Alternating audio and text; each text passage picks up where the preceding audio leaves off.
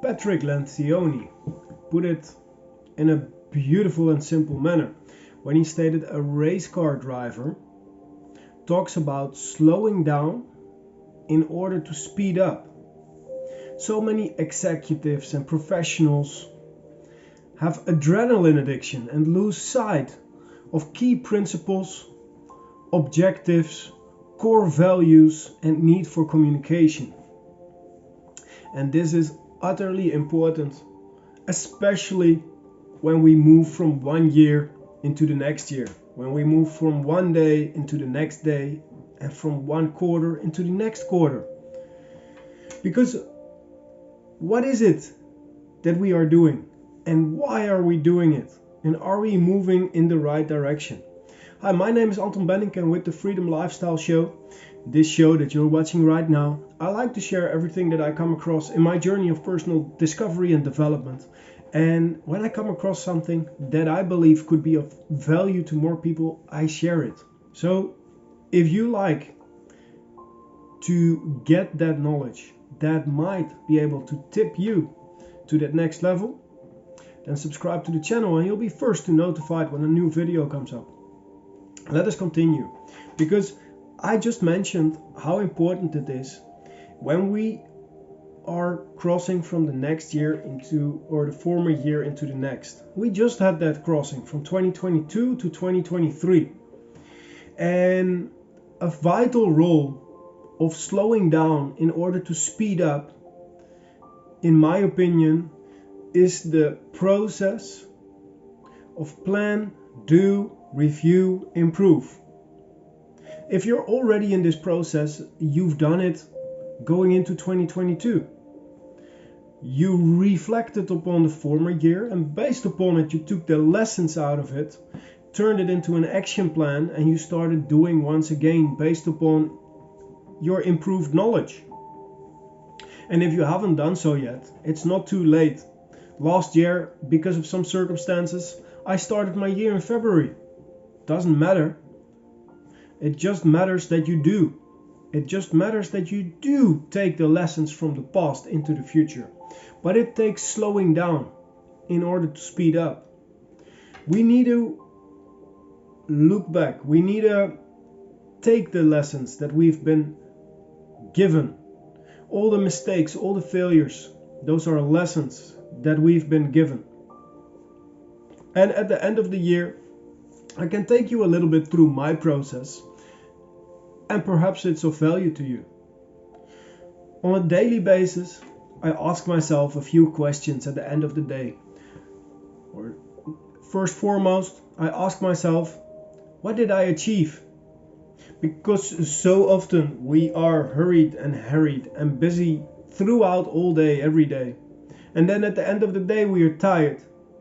And then we come home and our spouse asks, hey, how was your day? Oh, so busy. I was so busy. Whew, so exhausted. I was so busy.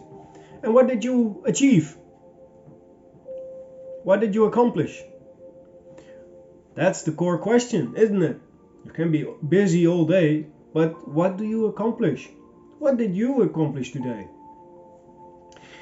So that helps us to focus on doing the things that actually bring results instead of just trivial work.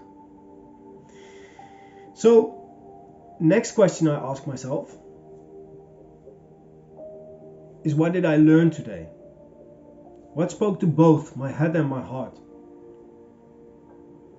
Take the lessons from today into tomorrow. Beautiful question to ask. Another question is, how did I grow today? What touched me and affected my actions that I might be able to do more often? Last question. One of the great questions. What shall I do different moving forward?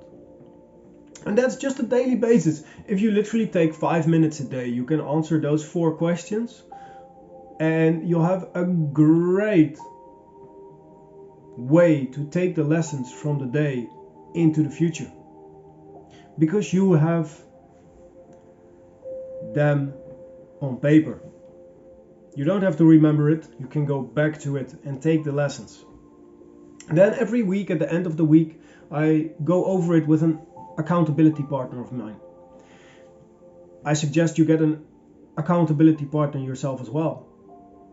Somebody that you know, that you trust, and that you're willing and able to be 100% truthful to.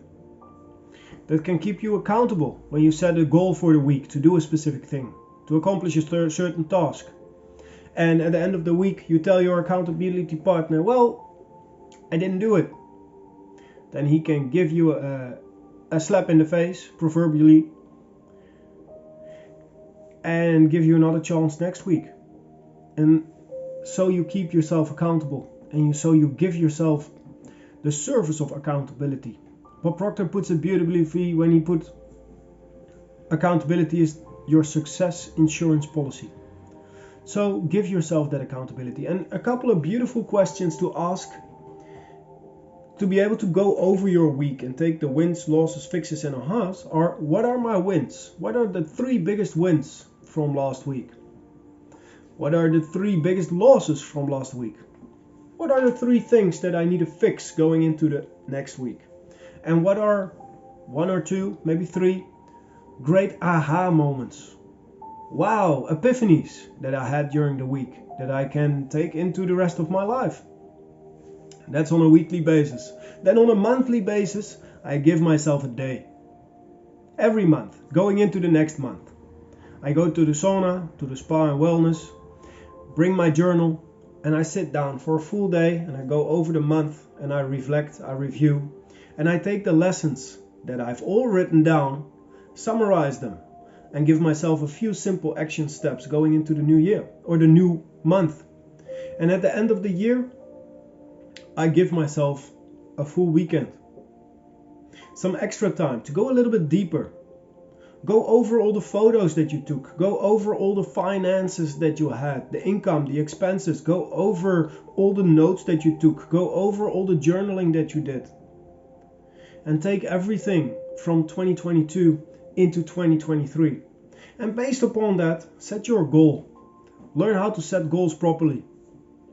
And there's a big goal that you're working towards, something that you're shooting at, but it has to get clear. You have to be able to get clear action steps to move towards your goal. Otherwise, it's a pie in the sky kind of idea. How do we do that? We work with short, finite periods of time to make progress. So my suggestion is when you move into the new year that you put finite period of times, like a maximum of 90 days, about a quarter, and you sprint for a quarter towards reaching a certain milestone or a certain base camp goal that takes you towards the thing that you're shooting at, the star that you're shooting at.